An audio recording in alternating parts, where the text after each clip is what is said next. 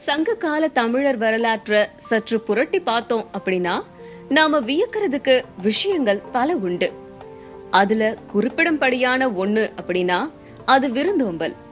திண்ணை வைத்து வீடு கட்டும் கலாச்சாரம் நம்மளோட கலாச்சாரம்.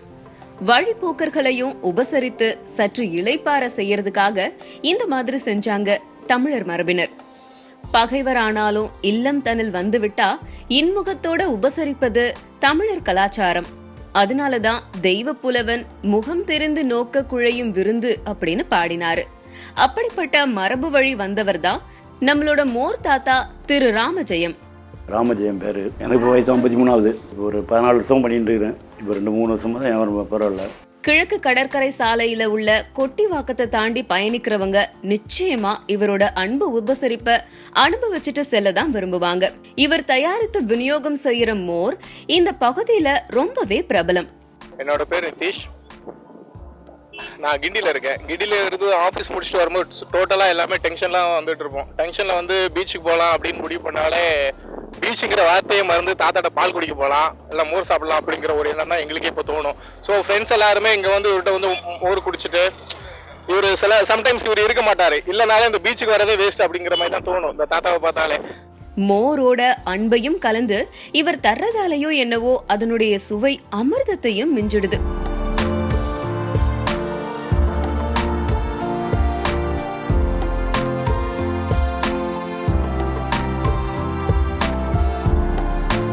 நீலாங்கரை அப்படின்னா பீச்சை தாண்டி ஃபேமஸான ஒரு விஷயம் நம்ம மோர் தாத்தா. இந்த குட்டியோகம் பீச்னாலே இந்த மோர் தான் ஃபேமஸ். இங்க ரொம்ப மோர் தான் வந்து ஃபேமஸ். மோர் தாத்தா தான் தெரியும் அவரை. இவரது வந்து ஸ்பெஷாலிட்டி இந்த பூந்தி மாங்காய் போட்டு மோர் கொடுக்கறது. இந்த மோர் என்னன்னா அதுல வந்து சில ஐட்டம்ஸ் வந்து அதுல போடுறாப்புல. அது என்னன்னா இந்த மாங்கான்னு சொல்லுவோம் இல்லையா, அந்த மாங்காய்லாம் போடும் போது மோர் குடிக்கிறோம் கொஞ்சம் வெயிட் பண்ணி தான் குடிப்பாங்க. எடுத்த உடனே கடகடன்னு குடிச்சிட மாட்டாங்க. ஃபேஸ்புக் பார்த்து தான் வந்தோம். தாத்தாக்கு ஆக்சுவலாக செம்ம ஃபேன்ஸ் ஒரே. ஸோ தாத்தா எங்கே இருக்காருன்னு ஃபோன் பண்ணி கேட்டுட்டு வரணும். ஏன்னா சில டைம் இங்கே இருப்பாரு, சில டைம் அங்கே இருப்பாரு. பயங்கர டிமாண்ட். போலீஸ் கூட கியூல இருந்து தான் வாங்கணும் தாத்தா கிட்ட. அந்த மாதிரி தாத்தா ஆனால் ரொம்ப பிஸி மேன்.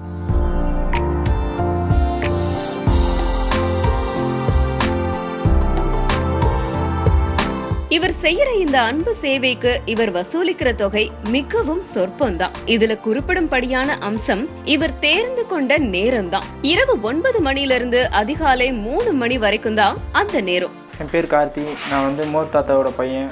என் பேர் பமிலா. நாங்கள் ஒரு 18 வருஷமா இதுதான் செய்கிறோம். ஆனால் எங்களுக்கு 3 வருஷமா தான் பிக்கப்பாக இருக்குது. ஃபஸ்ட்டு உங்களை மாரி வந்தது ஒரு அக்கா. ஆனால் அவங்க வந்து ஸ்டூடெண்ட் தான். அவங்க ப்ராஜெக்டுக்கோசரம் தான் வந்தாங்க.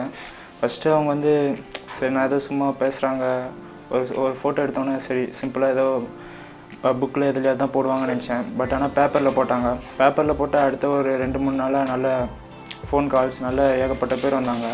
அதுலேருந்து வியாபாரமும் நல்லா பிக்கப் ஆச்சு.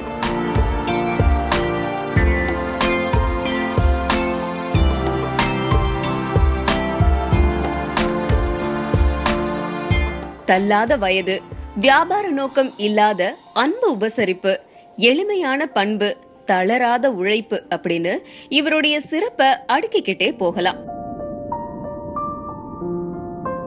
நாங்க வந்து இங்க 10 மணி வரைக்கும் இருந்து அழகா சாப்பிட்டுட்டு 1-2 கிளாஸ் சாப்பிட்டுட்டு தான் போவோம்.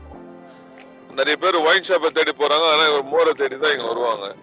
சுவை மிகுந்த இவரோட தயாரிப்பு ரகசியம் குறித்து விசாரிக்கிறவங்களுக்கு அவருடைய புன்னகை தான் பதிலா அமையுது. பிசினஸ் சீக்ரெட் அப்படிங்கிறது MNC கார்ப்பரேட் நிறுவனங்களுக்கு மட்டுமே சொந்தமானதா என்ன? எனக்கும் தான் அப்படின்னு சொல்ற மாதிரியே இருக்கும் அந்த புன்னகை.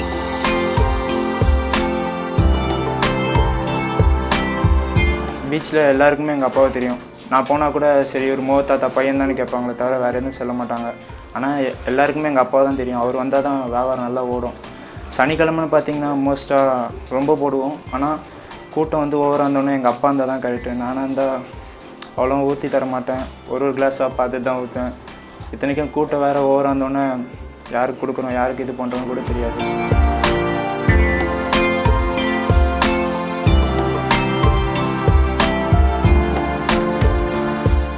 இயந்திரத்தனமான வாழ்க்கை, அடுத்தவரை பத்தி அக்கறை இல்லாத இயல்பு, தன்னலம் மட்டுமே விரும்புற பண்பு, உழைக்க மனமில்லாத மனிதர்கள், இப்படி பார்த்து பார்த்து பழகிய நமக்கு உழைப்பால பண்பால உபசரிப்பால உயர்ந்த மோர் தாத்தா ராமஜெயம் நமக்கெல்லாம் ஒரு சிறந்த எடுத்துக்காட்டா விளங்குறாரு.